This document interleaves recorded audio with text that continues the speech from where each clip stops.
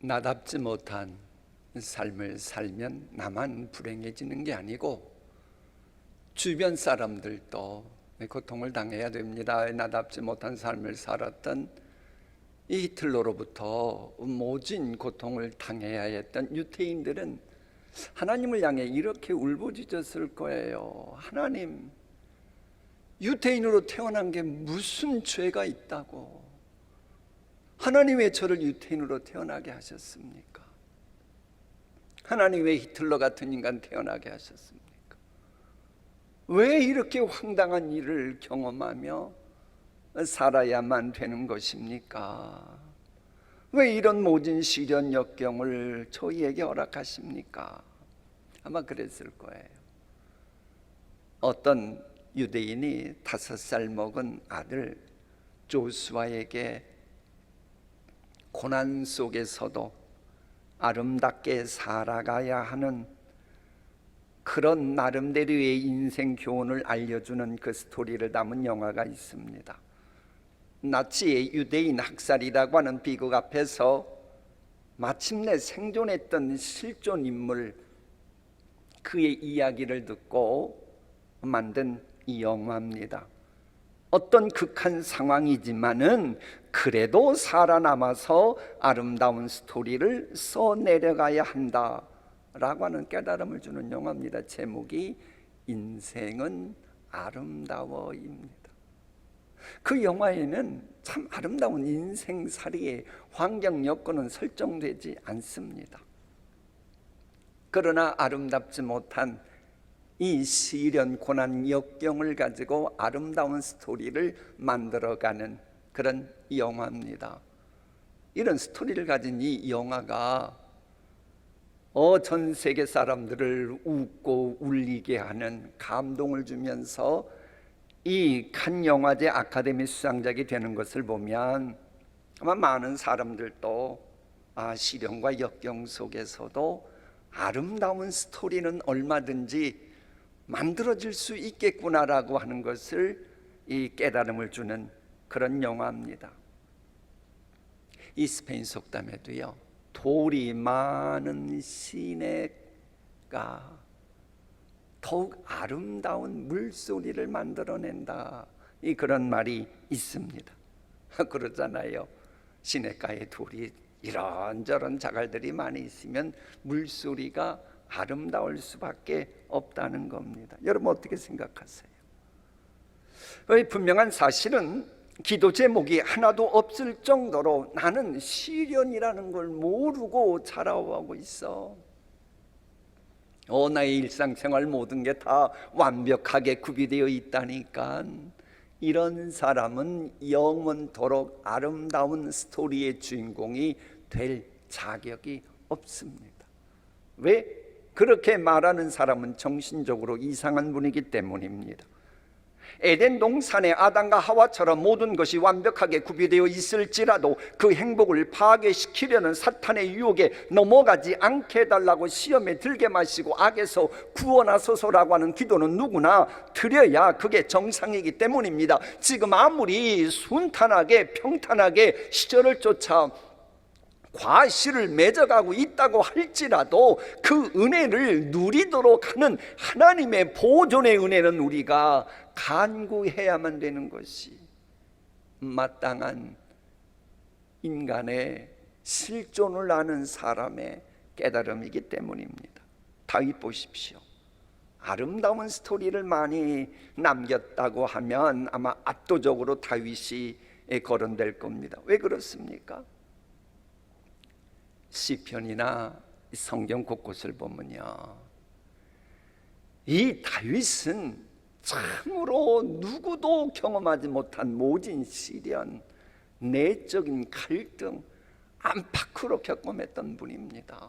오죽했으면 청금되기까지 엄청난 불무불 시련 연단이 있었다라고 고백했겠습니다. 이 외에도 요셉, 바울, 링컨, 카네기 등등 아름다운 이야기를 남겼던 수많은 인물들은 비록 성장 배경과 삶의 자리는 각각 달랐지만 똑같은 게 하나 있어요. 그게 뭐예요? 모진 시련, 모진 연단, 모진 역경이 있었다라고 하는 겁니다. 이제 여러분 이야기하려고 그러는 겁니다. 보릿고개 시절 극복하셨고, IMF 외환위기도 겪으셨고, 지금 전대미문의 코로나19 사태를 이렇게로 오랫동안 겪고 있고, 그렇다면 여러분들은 지금 보석처럼 아름다운 스토리를 써내려가고 있어야 하나님의 자녀답게 신앙생활하고 있는 겁니다. 앞날 생각하면 캄캄하다, 너무너무나도 신경 쓸 게 많다. 그거 왜 그러겠어요? 아름다운 신앙 간증 스토리 써내려가라고 하나님이 주셨다고 하는 것을 깨달아야 그게 하나님의 자녀답게 신앙생활한다고 말할 수 있다고 하는 겁니다. 과연 그런 아름다운 스토리를 지금 만들어가고 계십니까? 만일 이런 기막힌 시련을 겪었어도 아름다운 스토리를 만들어내지 못한 채 그저 살아가고 있다, 나답지 못하게 살아가시는 겁니다. 성경적으로는 하나님의 자녀답게 신앙생활하고 있다고 말할 수 없습니다. 봉독한 본문 말씀도 초대교회에 불어닥친 큰 고통과 시련을 소화시킨 사도 요한이 소화시키고 내뱉는 고백입니다. 우리 함께 읽어볼까요? 시작. 보라, 아버지께서 어떠한 사랑을 우리에게 베푸사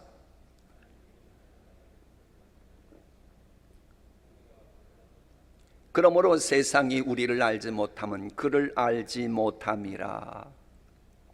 이 고통을 뜻하는 여러 가지 색깔들이 있어야 암울한 색깔들, 그것이 동원될 때만 실은 아름다운 명작이 탄생됩니다. 세계적인 명작 보세요. 거기에는 반드시 고통, 시련을 의미하는 색깔들이 배경에 깔려 있을 겁니다. 이처럼 이런저런 사연들이 우리에게 많이 있지만 이 모든 것이 합력하여 아름다운 스토리를 탄생시켜야지만 합니다. 왜? 우리는 모든 것이 합력하여 선이 되게 하시는 그 하나님의 자녀이기 때문입니다. 오늘 요한일서가 이걸 강조하는 거예요. 우리는 하나님의 자녀라고 하는 겁니다. 이 세상 사람들은 빈부귀천, 지식, 유무, 남녀노소 등등 사람을 다양한 각도에서 분류합니다만은 성경은 모든 사람은 단 두 종류입니다. 하나님의 자녀냐, 사탄의 자식이냐, 둘 중에 하나만 있을 뿐입니다.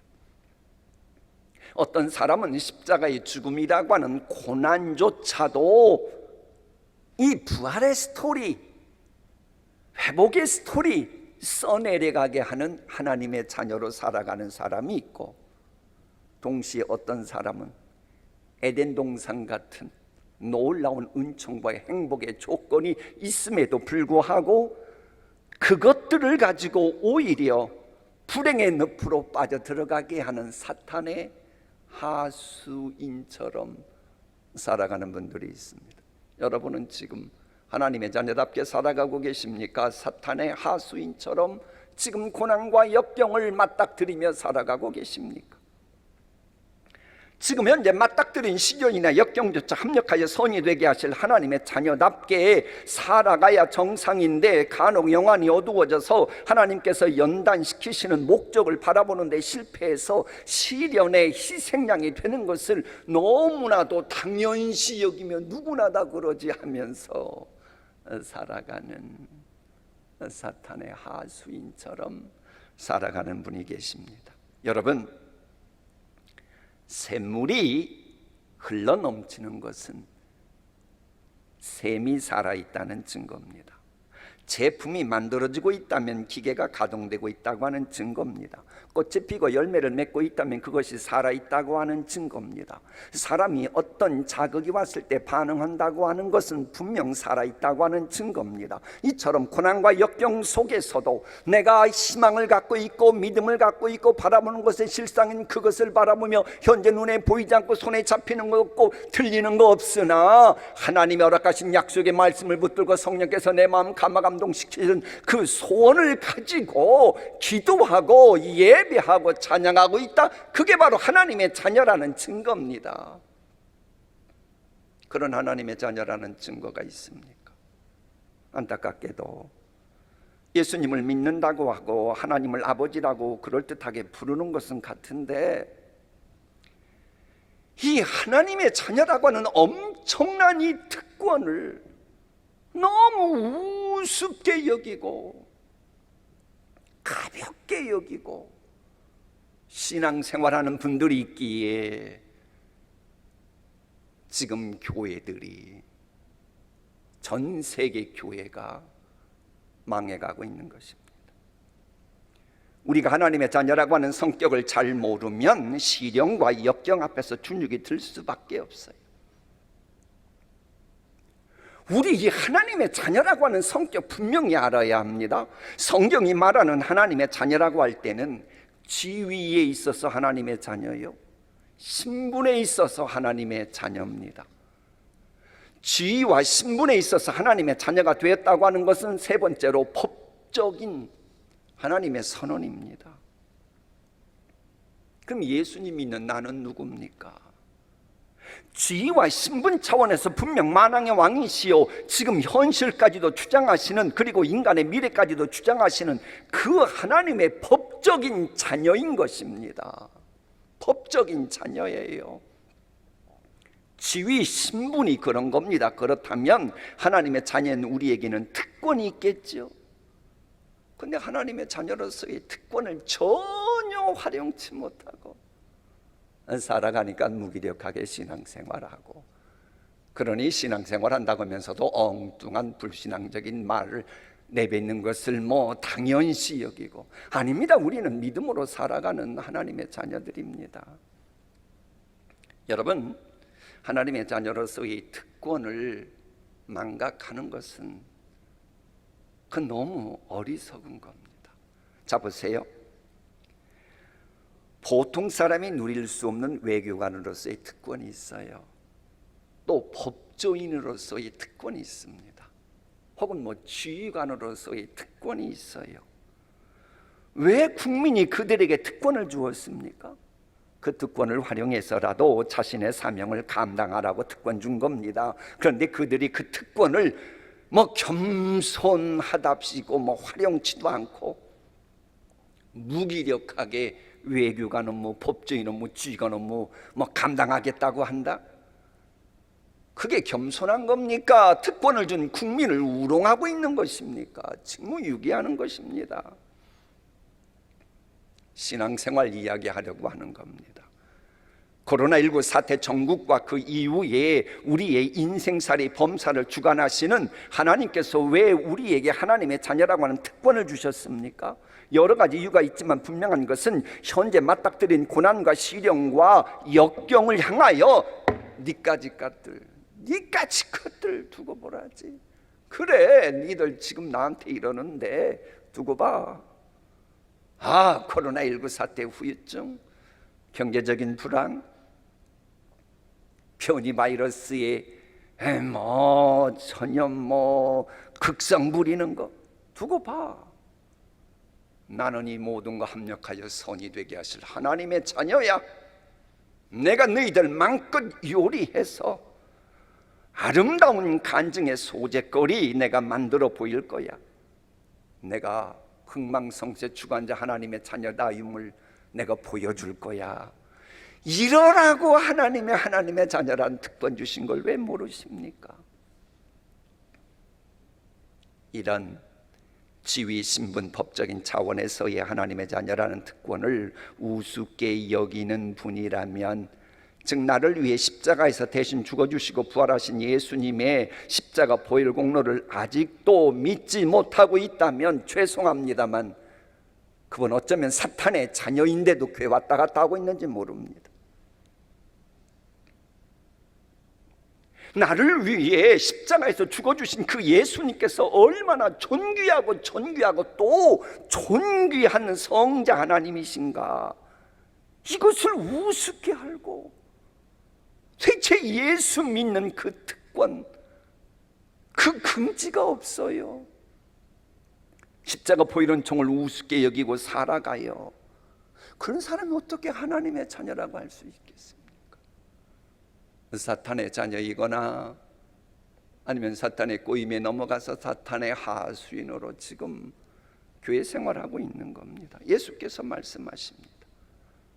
너희는 너희 아비 마귀에게서 났으니 너희 아비의 욕심대로 너희도 행하고자 하느니라. 여러분은 하나님의 자녀로 교회 생활하십니까? 아니면 사탄의 하수인으로 교회 생활하고 계십니까? 우리는 하나님 아버지와 어느 누구도 가질 수 없는 특별한 관계 맺은 사람임을 제발 잊지 말아야 합니다. 세상 상식으로 볼 때도 자녀는 부모와 확실한 관계가 있습니다. 확실한 관계를 가졌다고 하는 것은 확실한 위치, 지위, 신분이라는 말입니다. 그러므로 확실한 특권도 가졌다는 말이에요. 그것을 강조하는 단어가 바로 본문에 있는 하나님의 자녀라고 하는 단어요. 이것을 로마서는 이렇게 기록합니다. 함께 읽습니다. 시작. 자녀이면 또한 상속자.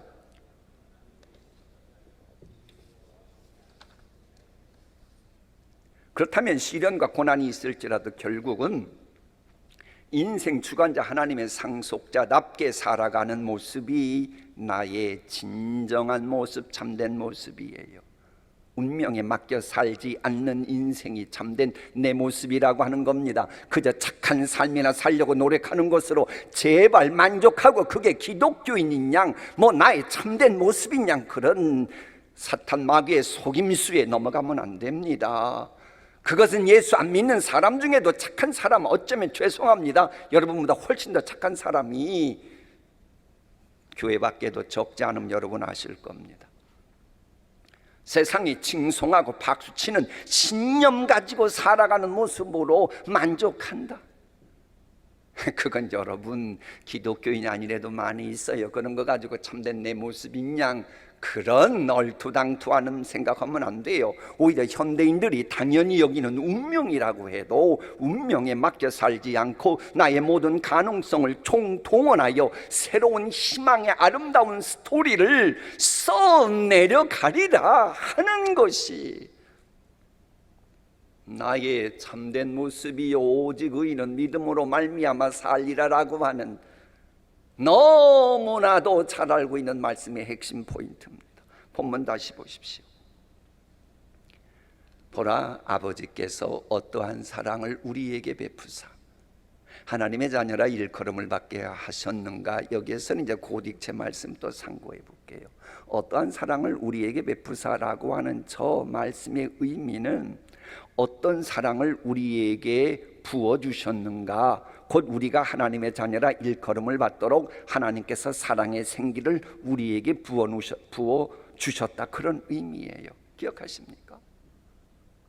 흙덩이 인간이 사람이 되기까지 하나님께서 생기를 불어넣어 주셨다, 요 이야기를 환기시킵니다. 여러분, 사람은요 생기가 코와 입으로 들어가야 살아요. 이 생기가 들어가는 코와 입을 막으면 그 사람은 죽습니다. 생기가 들어와야 사지백체가 살아 움직이고 제 기능을 하게 되는 것은 상식입니다. 그런데 이 사실을 너무 몰라요. 하나님께서 영원한 독생자 예수님 죽게 하시면서까지 우리에게 사랑의 생기를 불어넣으셨기 때문에 우리가 하나님의 자녀가 되고 하나님의 자녀답게 살아갈 수 있는 겁니다. 하나님께서 사랑의 생기를 불어넣어 주실 때만 아름다운 스토리도 써내려갈 수 있는 거예요. 그런데 하나님께서 사랑의 생기 불어넣어 주세요, 요건 다 잊어버리고 엉뚱한 것에 신경 쓰며 살아가니 어느 순간부터 하나님도 우습게 여기고 제 힘으로 뭔가 해보려고 그러다가 결국은 되는 게 하나도 없고 그러다 죽정이 되는 거 아닙니까?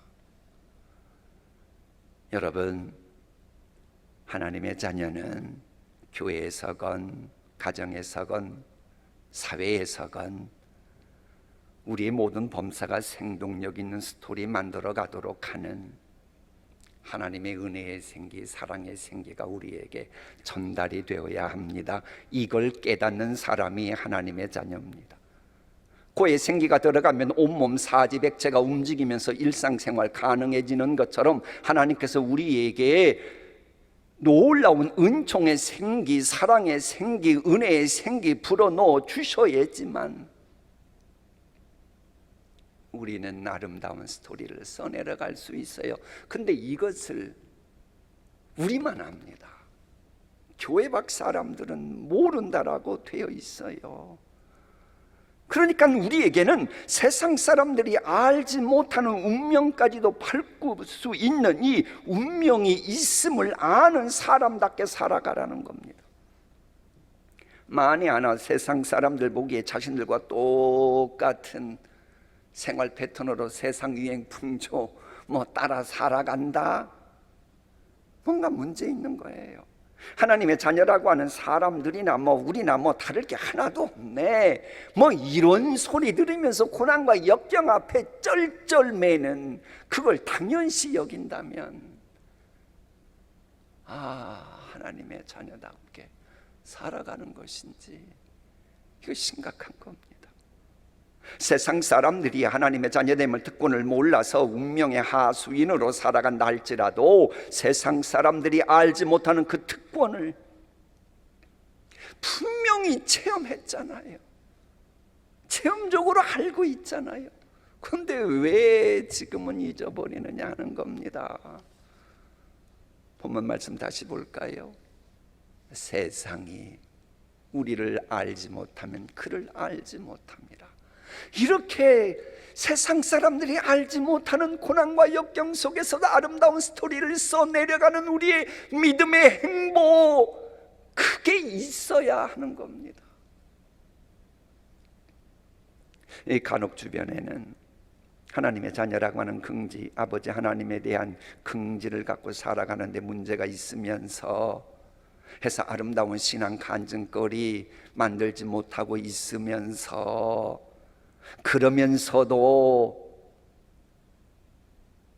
예수님을 죽게 하시면서까지 나를 사랑하신 그 하나님에 대한 긍지보다는 어느 순간부터 교회 다니면서 혹은 세상 다니면서 세상 사람들이 말하는 외적 조건에 뭔가 가진 사람들, 영향력 있는 사람들과의 안면 있는 것에 대해서는 긍지를 가져요. 만왕의 왕 되신 하나님의 자녀라고 하는 긍지보다도 그저 세상 사람들이 강조하는 그런 외적 조건 가진 사람들과의 안면 있음에 대해 긍지를 갖는 거예요. 그러니까는 하나님의 자녀다운 긍지 갖고 살아가는 게 아니고 언제부턴가 세상 사람들 아는 것에 대한 긍지, 그 비본질적인 후광의식 속에 살아가는 교인들이 있다고 하는 겁니다. 물론 이 세상 사람들과의 그 안면 있음도 누릴 때는 누려야 돼요. 왜냐하면 성경을 보면 하나님께서는 우리의 존재 이유와 목적이 열매 맺도록 하실 때는 사람을 통해서 하시니까요, 이걸 부정하는 게 아닙니다. 다만 우선순위에 있어서는 하나님의 자녀라고 하는 긍지를 먼저 갖고 사는 것이 나의 참된 모습이라는 겁니다. 잘 생각해 보십시오. 어떤 부모가 있는데 자녀들이 부모에 대한 긍지를 못 느끼는 거예요. 그럼 그 부모의 마음이 어떠하겠습니까? 참 처량한 내 인생이요, 그러지 않겠어요? 아니, 자식들이 되어가지고 부모에 대한 긍지도 없고 감사하는 마음도 없는 거예요. 이처럼 현실이 내 뜻대로 전개되지 않는다고 해서 범사 주관자 하나님 아버지에 대한 긍지를 갖지 못한 채 살아가고 있다면 우리 아버지 하나님의 마음은 얼마나 아프시겠습니까? 그러나 세상살이가 아무리 힘들지라도 하나님의 자녀답게 내가 뭔가 이것들 하나님의 자녀답게 아름다운 스토리 만들어 가리라 기도하고 몸부림치고 있다. 그걸 보시고 우리 하나님 얼마나 기뻐하시겠습니까? 진짜 효도는요, 부모님께 뭔가를 잘 해드리려고 애쓰기 전에 먼저 부모님의 자녀됨에 대해 긍지를 갖는 겁니다. 이와 같이 우리가 하나님의 자녀 되었다라고 하는 그것이 얼마나 큰 은혜이며 특권인가 하는 것에 대해서 긍지를 갖고 살아가는 것, 이것이 내가 하나님을 위해 뭘 해드리고 어떤 봉사하고 어떤 열정을 가지고 충성하리라, 그거보다 더 하나님을 영화롭게 하는 겁니다. 묻습니다. 여러분, 하나님의 자녀다운 긍지를 갖고 살아가고 계십니까? 이것이 먼저입니다. 그런데 만일 하나님 모르는 사람들이 강조하는 외적인 조건만 의식한 채 세상적인 그 무엇이 세상 사람들이 중시하는 그것이 현재 없다고 이 코로나19 사태의 앞에서 미래 생각하며 주눅든다? 그러면 분명 우리의 모든 것 주장하시고 미래까지 주장하시는 하나님 아버지께서 화내실 겁니다. 영원한 독생자까지 나를 위해 내어주실 정도로 나를 챙기고 계신 전능자께서 화를 내실 정도로 우리가 믿음 없이 살아가면 되겠습니까? 요한일서 말씀처럼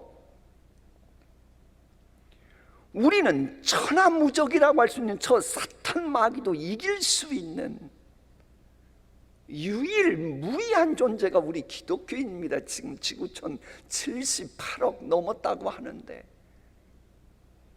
천하무적입니다, 사탄은. 근데 저걸 이길 수 있는 유일한 존재는 우리 기독교인들이에요. 왜? 마귀보다 더 큰 능력을 가진 예수님을 모신 자들이고 하나님의 자녀이기 때문에. 이것을 잊지 말고 제발 어떤 고난도 정복하리라. 지금의 나의 힘든 것도 아름다운 스토리 만들어 가리라. 이렇게 해야 하나님의 자녀답게 살아가는 것입니다. 코로나19 사태가 극성을 부리고 있는 지금 하나님의 자녀답게 살아가고 계십니까? 이 대목에서 하나님의 자녀인 여러분에게 질문 하나 드리려고 합니다. 코로나19 사태의 성격을 많은 이 신앙생활 성경적으로 하려고 하는 분들은 이게 이 코로나19 사태의 성격이 하나님의 심판일까? 하나님의 연단일까? 고민들 하고 있어요. 여러분 생각에는 코로나19 사태가 연단 같습니까? 심판 같습니까? 상관없습니다. 중요한 건 이거예요. 온라인 새벽 기도회 때 잠시 언급했습니다마는 기독교 역사관은 이원론이 아니고 이론론입니다. 행복과 불행, 성과 항시 평행선을 긋는 역사관이 아니고 언젠가는 행복이 불행을 삼키고 선이 악을 이기는 이론론입니다. 그러면서 이게 이 이론론이 윤회사관이 아니고 과거, 현재, 미래로 이어지는 직선사관이고 이럴 때 반드시 끝에 오메가 포인트가 있습니다. 저게 우리 기독교의 역사관입니다. 아주 중요한 거라서 성령께서 고민하게 하셔서 저게 만든 그림이에요. 자, 보세요. 오메가 포인트라고 하는 것은 마지막 종말을 뜻합니다. 마지막 종말이라고 하는 것은 주님의 심판이 있게 됩니다.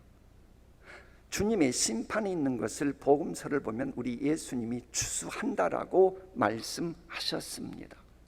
여러분이 잘 아시는 대로 추수하는 목적은 알곡을 거둬들이는 겁니다. 금광석을 풀무불로 연단하는 것도 돌 제거보다는 금을 채취하는 것이 주 목적입니다. 이처럼 주님이 재림하시는 것도 오메가 포인트도 알고 보면 예수 생명이 있는 알곡, 하나님의 자녀인 여러분들을 천국으로 데려가시기 위해서입니다. 그렇다면 추수하는 것이나 심판의 목적이 하나님의 자녀인 여러분과 관련되어 있다면 저 오메가 포인트를 향해서 역사의 모든 걸 주장하시는 그 하나님의 관심사항은 뭐겠어요? 오메가 포인트의 핵심이 바로 하나님의 자녀인 여러분이라면 오늘 지금 현재의 하나님의 관심사도 바로 여러분인 거예요. 별로 감동이 없다면 이게 답답한 거예요. 오메가 포인트를 향해 역사 주장하시는 그 하나님께이시기 때문에 지금 현재 오늘 현재 고난 역경 시련이 있어도 모든 것 주장하시는 하나님의 뜻이 하늘에서 이루어진 것처럼 땅에서 이루어지도록 결제하실 때 가장 먼저 관심 쓰는 게 바로 여러분이라고 하는 겁니다. 이것을 잊지 말아야 합니다. 그런 맥락에서 코로나19 사태라고 하는 시련과 고난이 그게 뭐 연단이 되었건 심판이 되었건 여러분의 범사는 모든 것이 합력하여 선이 되는 아름다운 스토리가 될 가능성이 항상 존재한다. 요 이야기예요. 이 얘기하려고 여러분이 하나님의 자녀라고 하는 것을 지금까지 강조한 겁니다. 그러면 시련과 역경 앞에서 어떻게 사셔야 되겠습니까? 마무리하겠습니다.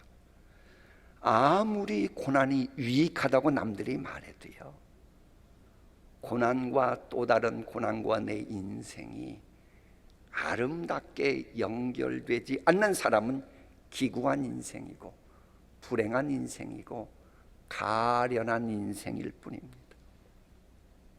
설령 예수님 믿는다고 해도 이런저런 고난과 시련이 서로 아름다운 스토리로 연결되지 못하면 그건 불행한 거예요. 왜? 예수님 믿었기에 천국은 간신히 가긴 갔는데 천국에서 아무런 상급이 없는 거예요. 아무런 상급이 없다. 그건 불행한 겁니다. 무일푼 천국 시민권자예요. 그러나 시련과 또 다른 시련이 합력하여 선이 될 때에 아름다운 스토리가 됩니다. 여기서 이 아름답다라고 하는 말이 헬라어로 칼로스입니다. 이 칼로스라고 하는 말에서 칼로스, 칼리마라고 하는 나비가 이렇게 만들어집니다. 저 나비예요.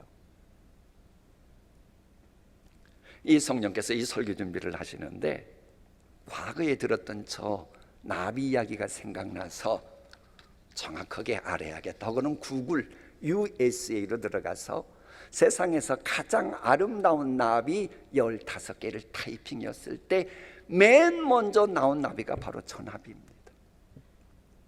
저 나비 보세요. 어둠, 시련, 이 역경, 암울함을 표현하는 색깔이 있잖아요. 그런데 저런 것이 이런저런 색깔과 함께 기막히게 아름다운 하모니를 이루면서 세상에서 가장 아름다운 나비가 된 거예요.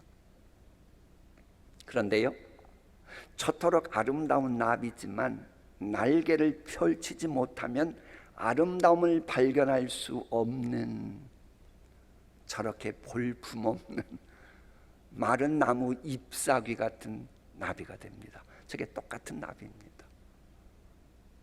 날개를 펼 때에 아름다움이 나오고 날개를 펴지 못하면 가장 볼품없는 나비가 되는 거예요.